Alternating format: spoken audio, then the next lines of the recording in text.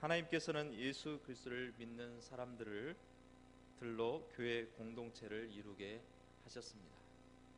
그리고 흠이 없는 그리스도인으로 살아갈 것을 요구하고 있습니다.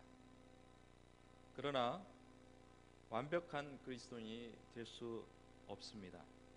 이 세상은 여전히 불완전하고 우리 스스로가 불완전하기 때문입니다. 천국에 가서는 천상에 있는 교회는 완벽한 공동체가 될 것이고 우리 모든 성도들은 완벽한 성도로 변화될 줄로 믿습니다. 그렇다고 이 땅의 불완전한 세상에서 완벽한 공동체를 이룰 수 없기 때문에 태만하게 생각하면서 신앙생활을 하지 말라는 것입니다. 지금도 하나님은 흠없는 자녀로 살아가기를 원하고 계십니다. 12절 말씀에 보듯이 구원을 이루기를 두렵고 떨림으로 이루라고 말씀하고 있습니다. 우리가 쉽게 들을 수 있는 예화를 들으려고 합니다. 남편을 일찍 잃어 어린 딸을 키우며 산 어머니가 있었습니다. 유일한 어머니의 희망이었던 이 아이가 이제는 어엿한 교수가 되었습니다. 어머니의 사랑과 희생으로 이 딸 아이를 잘 길러가지고 교수로 잘 성장할 수 있도록 그렇게 수고해서 또 자녀를 잘 양육을 했습니다. 교수가 된 이 딸은 이제는 자기 독립을 해서 이제 어엿한 교수로서 어머니의 은혜를 보답하고자 그 어머니의 그 소원을 들어주고 싶었던 것입니다. 그래서 어머니에게 이렇게 질문을 합니다. 엄마, 소원 있으면 말해보세요. 제가 들어주겠습니다. 이 어머니는 무슨 소원이 있겠습니까? 딸도 잘 자란 것만 해도 감사할 일이고 또 이렇게 잘 성장하는 것만 해도 더 이상 바랄 것이 없었던 것입니다. 그런데 이 어머니는 신앙생활을 열심히 하고 있었음에도 불구하고 딸은 여전히 교회를 출석하지 못하고 있었던 것입니다. 그래서 어머니는 딸에게 교회를 같이 갔으면 좋겠구나. 그것이 나의 소원이다. 딸은 어머니의 그 소원을 더 큰 것도 들어주고 싶은 그런 마음에 교회를 간다는 것은 그렇게 어렵지 않다고 생각하고 당연히 어머니하고 같이 교회 가겠습니다. 그런데 딸은 교회 첫날을 갔을 때 좋은 모습을 보는 것이 아니라 안 좋은 모습을 많이 보게 되었습니다.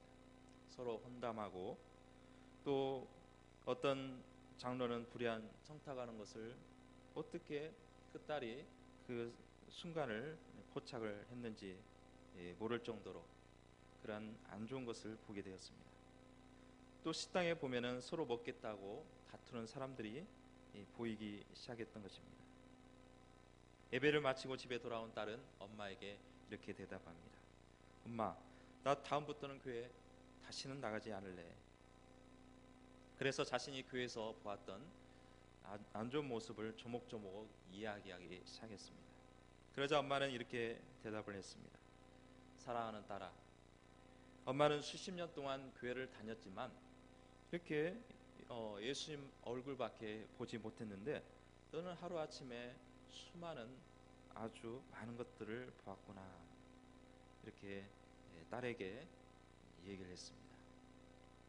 연약한 신앙인에게는 교회는 때로는 부정적인 모습이 쉽게 눈에 띄게 마련입니다. 그렇다면 나만 구원을 받는 것이 중요한 것이 아니라 나를 통해서 불신 영혼이 구원을 이루도록 힘쓰는 것도 중요하다는 것입니다. 그것이 하나님이 기뻐하시고 온전하신 뜻입니다. 하나님은 교회 다니는 사람만 관심을 두시는 것이 아니라 아직도 하나님을 알지 못한 영혼에 대해서 돌아오기를 기다리고 계신다는 사실입니다. 성경에 보면은 요나서가 있습니다. 요나서는 하나님으로부터 니느웨에 가서 회개를 촉구하라, 회개를 외치라고 사명을 주셨습니다. 그런데 요나는 그 사명을 받았을 때 당연히 니느웨를 가야 했습니다. 그렇지만 이 요나에게는 니느웨가 어떤 나라였는가 생각했을 때 이스라엘 백성들을 괴롭혔던 그러한 나라였습니다. 우리로 말하면 일본과 같은 존재였습니다. 우리가 일본에 대해서 좋은 감정을 가진 사람은 아마 이 자리에 한 사람도 없을 것입니다. 특별히 아베 총리라든가 아직도 과거사를 청산하지 못하고 이렇게 자신들이 잘했다고 그런 모습을 볼 때마다 어떤 용서를 하려고 하는 것보다는 일본을 더 미워하게 하는 그러한 일들을 자행하고 있다는 것입니다. 니느웨도 이와 같은 아주 요나에게는 좋지 못한 그런 감정을 가지고 있었습니다. 그래서 차라리 거기 가지 않고 니느웨 성이 망했으면 좋겠다, 그런 마음이 있었던 것입니다. 그래서 니느웨로 가지 아니하고 다시스로 갔을 때에 이미 풍랑을 막게 하심으로 준비된 큰 물고기를 만나게 해서 다시금 니느웨로 하여금 가도록 기연히 하나님은 인도하셨고, 요나는 니느웨에 가서 회개를 촉구했을 때 그 수많은 왕으로부터 그 백성들이 회개함으로써 진노가 임하지 않았던 것입니다. 그리고 요나서의 마지막 결말 부분이 나와 있습니다. 요나는 박넝쿨에 의해서 햇빛 떼햇볕을 피했습니다. 그런데 하루아침에 벌레들이 와서 그것을 다 갉아먹음으로써 죽을 지경이 된 것입니다. 그리고 요나는 하나님 앞에 자신의 생명을 거둬달라는 그런 외침 속에서 하나님께서 이렇게 말씀하십니다. 내가 박넝쿨을 그렇게 아끼거늘 자우를 분번치 못한 12만 명이요 가축도 많이 있나니 내가 어찌 아끼지 아니하겠느냐. 이것이 하나님의 답이었던 것입니다. 그러니 우리의 신앙의 모습이 나만을 위한 신앙이 아닌 아직도 돌아오지 못한 영혼을 위해서 얼마나 중요한 사명을 우리에게 부여해 주시고 있는지를 알 수 있는 말씀입니다. 먼저 두렵고 떨림으로 구원을 이루라고 권면하고 있습니다. 믿음을 먼저 가진 신앙인으로서 조심하고 구원을 이루기 위해서 두렵고 떨림으로 이루라는 말씀으로 이해할 수 있습니다. 그러면 두렵다라든가 떨린다는 것은 무서워하는 것입니다. 또 예를 들어서 강도가 칼을 데리고 들이내밀고 네가 가진 것을 다 내놓으라고 하면 당연히 그 위협 속에서 내놓을 수밖에 없을 것입니다. 이처럼 마치 하나님께서 우리들에게 나에게 위협을 해서 내 믿지 않으면 당장 네 자녀들을 죽일 것이고 또 네 재산들을 다 빼앗을 것이다 해서 두려움이 아니라는 것입니다.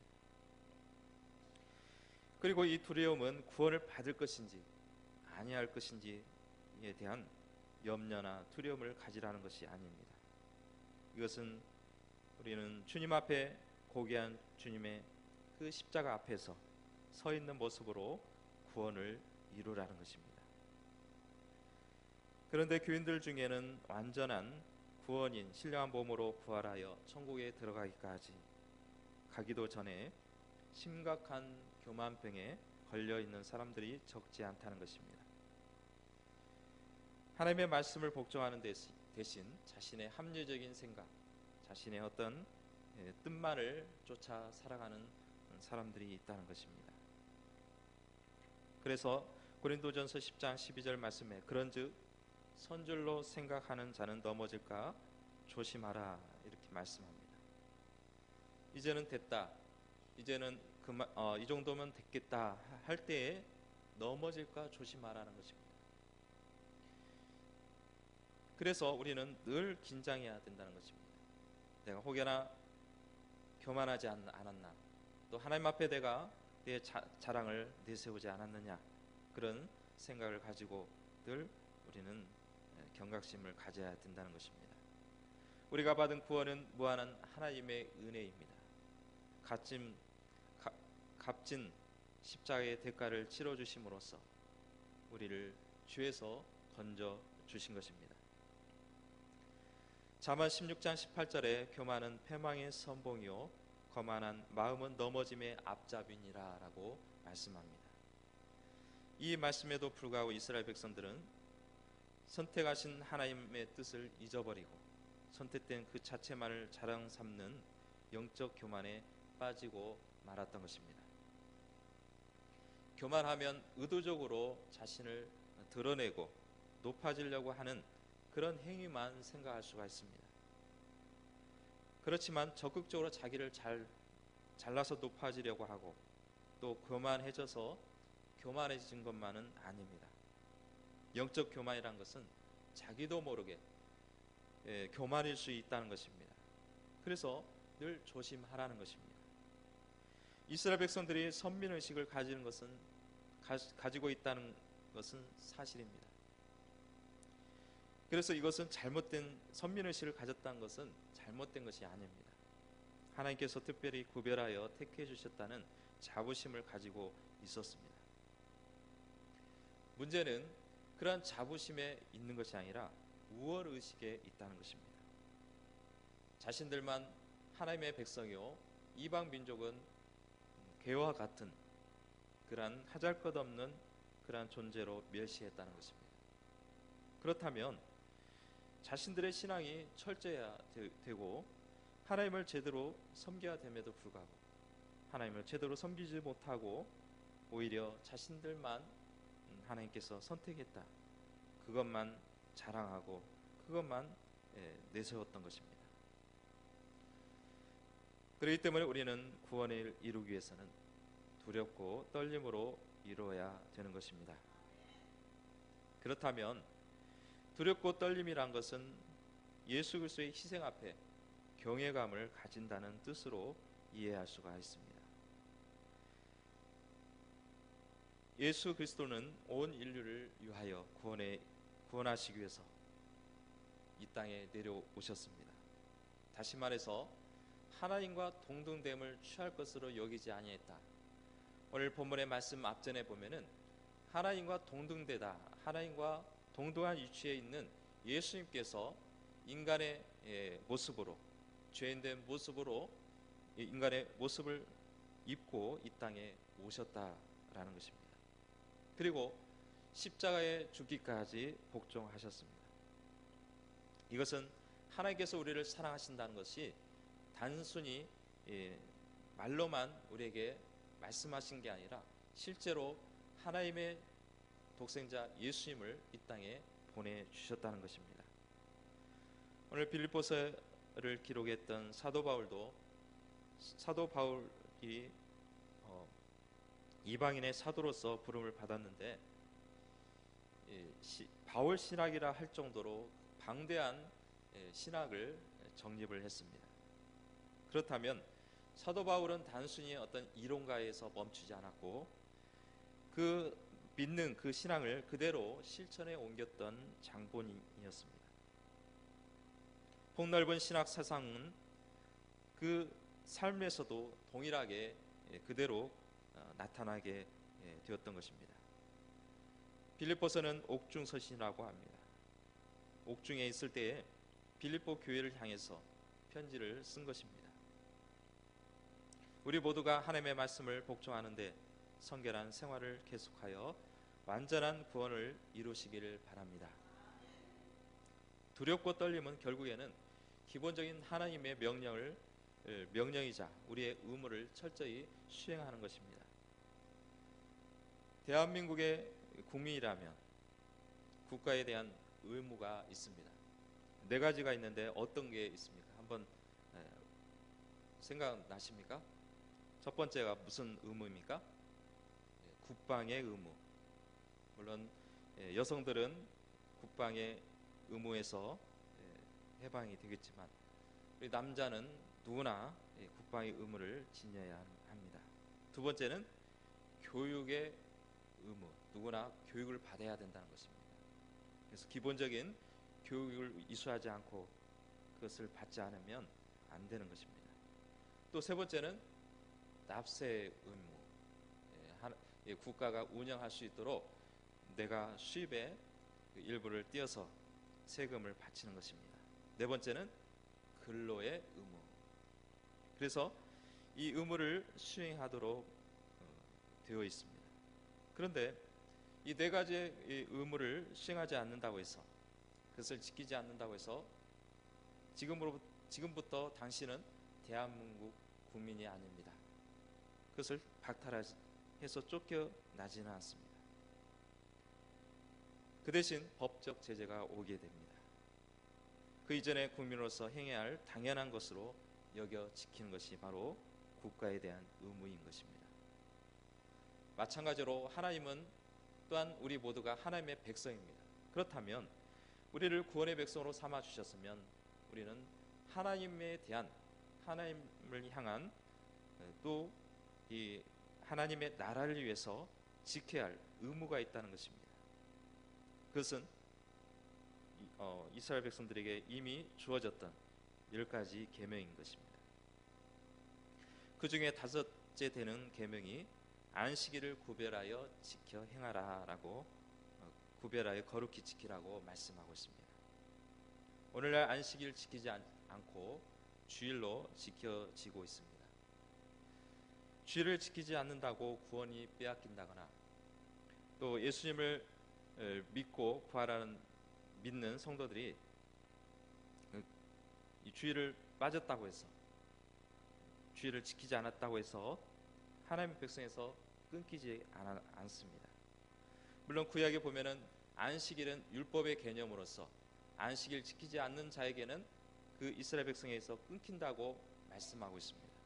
그러나 신약에 와서 주일은 그런 안식일의 그런 율법적 계명은 아니지만 예수님께서 부활하신 그 날을 기념하여 정기적으로 모임을 가져 예배를 드려온 그런 구별된 날로 지금까지 지켜오고 있는 것입니다.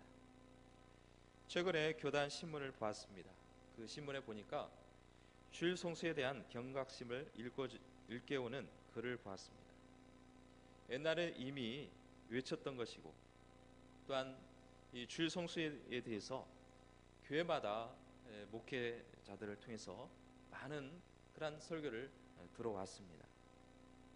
그러다가 이 주일에 대한 주일 성수에 대해서 점점 사그러지고 있다가 다시금 그 중요성을 깨닫고 강조하기 시작하게 된 것입니다.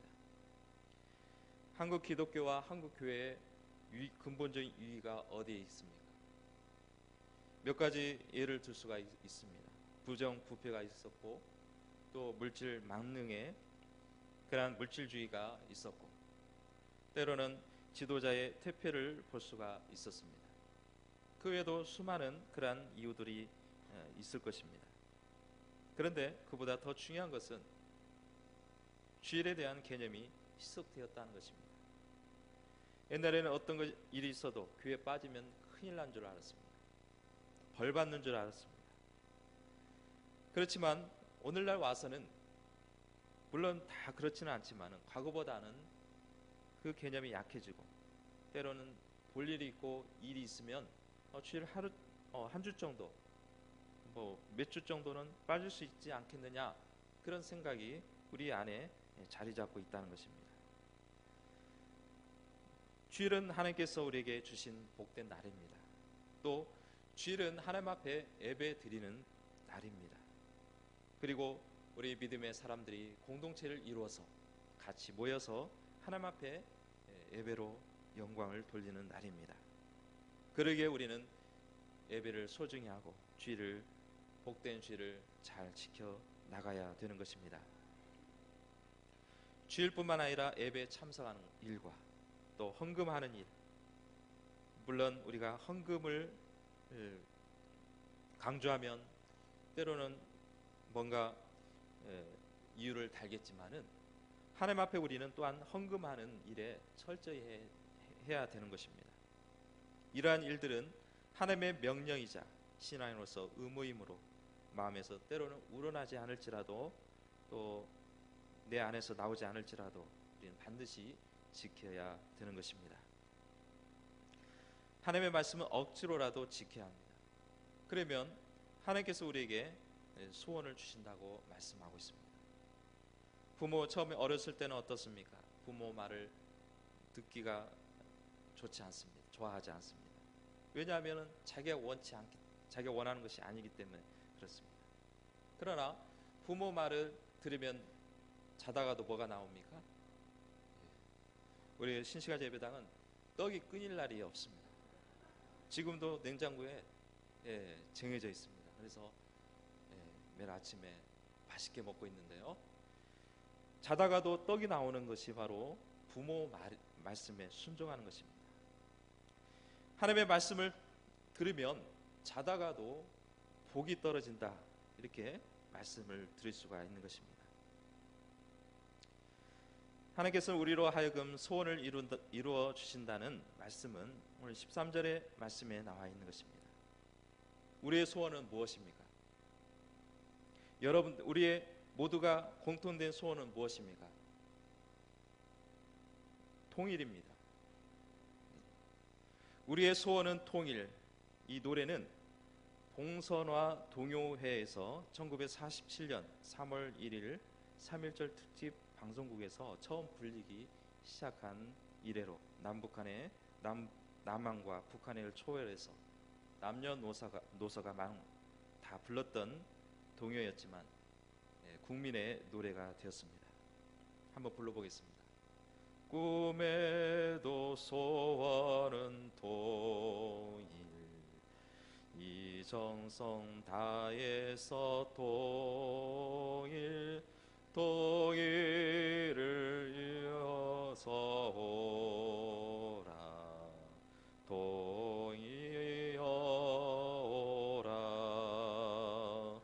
이 결에 살리는 통일, 이 나라 살리는 통일, 통일이어서 오라, 통일이여 오라. 새삼스럽게 왜 통일 노래를 부르냐고요? 우리 소원은 남북한에 통일되는 것이 소원인 것입니다. 그렇다면 성경에 말하는 소원이 무엇인가? 성경에 말하는 소원은 무엇입니까? 구원인 것입니다. 자나깨나 구원받는 것입니다. 이미 내가 예수 믿었기 때문에 확보된 것이 구원이 아닙니다. 과거에 내가 예수 믿고 구원받았지만 여전히 우리는 구원을 이루기 위해서 두렵고 떨림으로 이루라는 그런 말씀을 우리는 기억해 나가야 되는 것입니다. 바로 구원만이 이 나라와 민족과 사회와 가정을 살리는 유일한 길인 줄로 믿습니다. 우리 가정이 구원받고 이 사회가 예수 믿어서 구원받고 이 나라와 민족과 전 세계가 구원받는 것이 이 모든 세계를 살리는 유일한 길인 것입니다. 구원이 우리 입에 늘 붙어 있어야 합니다. 나는 살았으니까, 나는 구원받았으니까 안심한다면 어떻게 구원의 소원을 품었다고 말할 수 있겠습니까? 성도가 하나님의 구원의 은혜를 받았다 하더라도 하나님의 말씀을 복종하며 살아야 진정한 구원을 받을 수가 있는 것입니다. 계속해서 두렵고 떨림으로 이루는 것은 세상의 빛으로 살아가라라는 말씀을 하고 있습니다. 믿음으로 구원받는 우리는 모든 일을 원망과 시비가 없이 해야 한다고 말씀합니다. 원망은 투덜대는 불평을 말하고 있고, 시비는 악한 의도를 가진 논쟁을 말하고 있습니다. 사소한 일에 우리는 악의를 가져서는 안 되는 것이고, 불평하는 태도를 가져서는 안 된다는 것입니다. 오늘 말씀에 사도 바울은 아마도 출애굽 당시에 이스라엘 백성들이 불평불만하는 원망하다가 약속의 땅에 들어가지 못하고 광야에서 40년 동안 지냈던 사건을 연상했을지도 모릅니다. 이스라엘 백성들이 하나님께서 복을 주시고 또 순탄한 길을 주셨을 때는 불평이 없었습니다. 오히려 하나님을 높인 삶을 살았습니다. 그런데 며칠 가지 못해서 가뭄이 오고 물을 찾지 못하고 또 먹을 것을 찾지 못했을 때에 불평을 하기 시작했고 원망하기 시작했던 것입니다. 그래서 우리 안에는 이러한 불평과 원망이 있어서는 안 되는 것입니다. 우리 공동체 구성원들은 물질적인 때로는 어려움이 있을 수도 있고 외부에 핍박이 있을 수도 있고 아무리 그러한 어려움이 있을지라도 지도자를 향해서 하나님을 향해서 원망하거나 시비를 걸지 말아야 되는 것입니다. 그렇기 때문에 우리 모두가 하나님 앞에 버림받지 않기 위해서 종말적인 그러한 신앙을 가지고 늘 원망과 시비를 자제하며 또한 주님 앞에 기도와 또 하나님 앞에 간구를 통해서 하나님의 뜻을 구하시기를 축복합니다. 또 15절에 보면은 원망과 시비를 자제함으로 하나 되어야 하는 이유는 선교적 사명 때문입니다. 어그러지고 거스르는 세대를 살아가고 있습니다. 이때 바로 세워줄 수 있는 것은 우리 모든 성도가 이 세태를 이 세상을 향해서 바로 세워 나가야 되는 것입니다. 이 세상은 때로는 영적으로 도덕적으로 어두워져 가고 있는 것은 사실입니다. 때로는 그것을 통해서 믿는 자들이 괴롭힘을 당하고 있습니다. 그러나 이 세태를 한탄할 것이 아니라 오히려 나에게 주신 말씀으로 기억하고 또 하나님을 더 의지하고 붙들으라는 하나님의 또한 신호인지를 알고 주님을 더 가까이 하시길 축복합니다. 존 템플턴이 쓴 성공론에서 나온 아브라함 링컨의 이야기입니다. 아브라함 링컨은 미국 대통령으로서 재직할 동안에 수많은 정적들이 있었습니다. 특별히 한 정적은 시시껄건 이 링컨에 대해서 반박을 가졌고 정말 괴롭힐 정도로 고통스러울 정도로 그 링컨을 또한 공격했던 인물이 있었습니다. 그럼에도 불구하고 링컨 대통령은 거기에 굴하지 않냐고 오히려 그 사람을 포용하고 또한 같이 동반자로 나갔던 것을 볼 수 있습니다. 그렇게 링컨 대통령이 그렇게 품을 수 있었던 것은 과거에 젊었을 때의 경험을 들려주고 있습니다. 어느 날 젊었을 때 시골을 가다가 한 농부가 말이 끄는 쟁기를 끌고 가는 것을 목격하게 되었습니다. 그리고 링컨은 그 농부에게 인사를 하려고 가까이 가다 보니까 말 옆에서 말파리가 괴롭히고 있는 것입니다. 이 말은 늙은 말이 이 파리가 자기를 쏘고 단지 우리가 생각하는 그 파리가 아니라 말을 쏘고 깨물고 성가시게 함으로써 말이 상당히 고통을 갖고 있는 것을 보게 되었습니다. 그래서 링컨은 이 말파리를 쫓아내려고 손짓을 했습니다. 이때 농부는 링컨에게 이 얘기를 합니다. 이 말파리를 쫓지 말게. 왜 그렇습니까? 그렇게 질문을 하니까 이 농부는 이렇게 대답을 합니다. 비록 이 말파리가 말을 고생을 하고 고통을 주지만은 이 말파리는 이 늙은 말이 움직일 수 있도록 수레를 끌을 수 있도록 그렇게 자극을 주고 있다네. 자, 이 얘기를 통해서 알 수 있는 게 뭡니까? 말파리는 없어져야 할 것이 아니라 늙은 말을 다시금 귀찮게 함으로써 힘을 얻게 하고 또 그 수레를 끌고 갈 수 있는 그러한 힘이 되어지고 있다는 것입니다. 이처럼 우리에게도 말파리와 같이 우리를 괴롭히고 또 고통스럽게 하는 경우가 있습니다. 그러나 그것을 통해서 괴롭고 고통을 호소하기보다는 이것을 통해서 내가 다시금 일어나게 하고 내가 또 다시 경각심을 갖게 하고 또 내가 바른 생각을 갖도록 유도를 하고 있구나, 오히려 또 감사하시기를 축복합니다. 사도 바울은 빌립보 교회가 흠없이 순전하기를 바라고 있습니다.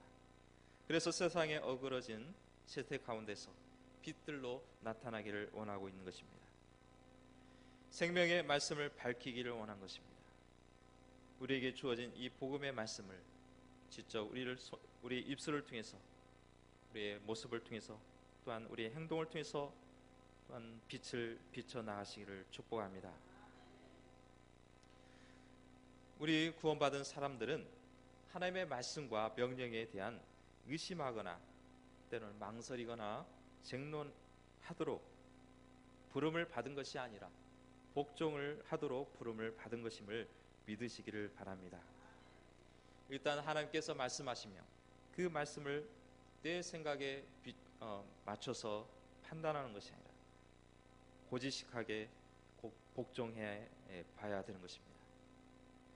되든 안 되든 하나님의 말씀에 순종하다 보면 언젠가는 하나님께서 나에게 주신 뜻이 이룰 것이고 하나님의 또 오묘한 뜻과 능력이 나타나게 될 것입니다. 그래서 우리는 늘 말씀에 순종함으로써 구원받은 사람으로 또한 성결한 삶을 살아가게 되는 것입니다. 또 두렵고 떨림으로 바울의 소망이 나의 소망이 되게 하자는 것입니다. 사도 바울의 소망이 있었습니다. 복음의 수고가 헛되지 않기를 바랬고 또 빌립보 교인을 통해서 자랑되기를 원하고 있다고 말씀하고 있습니다. 사도 바울은 복음 전할 때 힘들었고 어려웠습니다.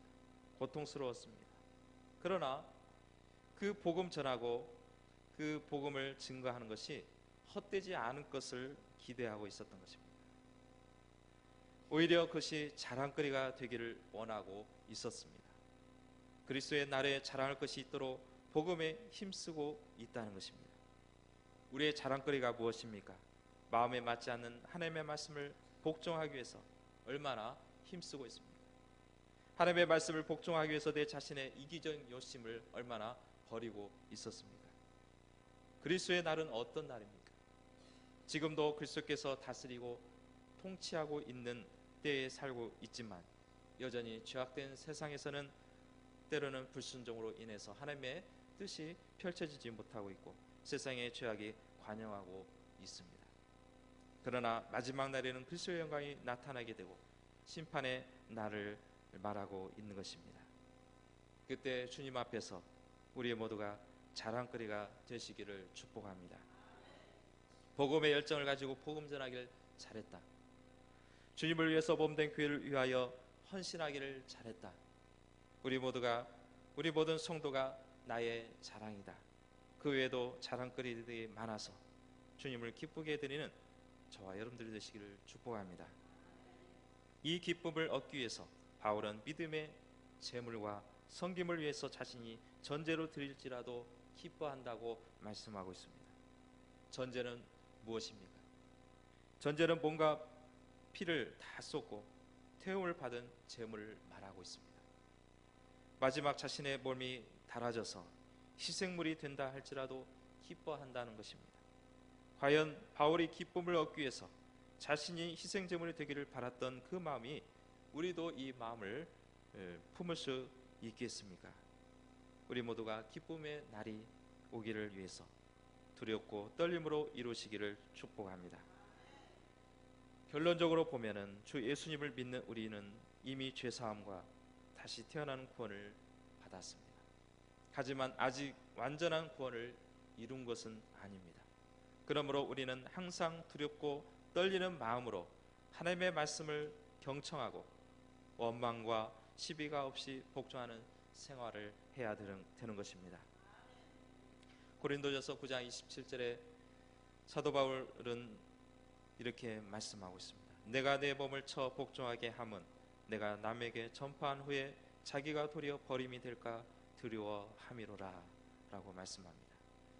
자신의 몸을 치는 것은 전파한 후에 자기가 도리어 복종하지 못해서 버림을 받을까 두렵기 때문에 날마다 자신을 향해서 복종하기를, 또한 반복적으로 자신의 몸을 치는 그러한 일을 했던 것입니다. 복종함으로 두렵고 떨림으로 구원을 이룰 때 재림의 날에 영광의 자리에 동참할 것입니다. 우리 모두가 서로가 자랑거리가 되고 두렵고 떨림으로 구원을 이루어 나가시기를 주님의 이름으로 축복합니다.